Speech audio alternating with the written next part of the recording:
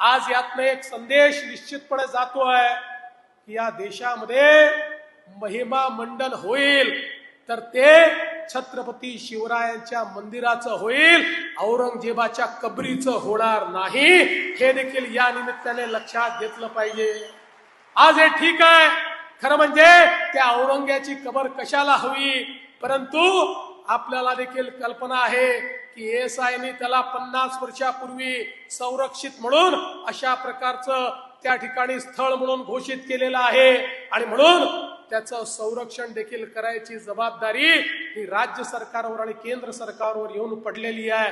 काय दुर्दैव आहे, ज्या औरंग्याने आमच्या हजारो लोकांना मारलं त्याच्याच कबरीचं संरक्षण आम्हाला करावं लागतं. पण एक वचन तुम्हाला निश्चितपणे देतो, काहीही झालं तरी या महाराष्ट्रामध्ये औरंगजेबाच्या कबरीचं महिमा मंडन होऊ देणार नाही, त्याचं उदात्तीकरण होऊ देणार नाही. त्याचं उदात्तीकरण करण्याचा कोणी प्रयत्न केला तर तो प्रयत्न त्याच ठिकाणी चिरडून टाकण्याचं काम या आम्ही केल्याशिवाय राहणार नाही.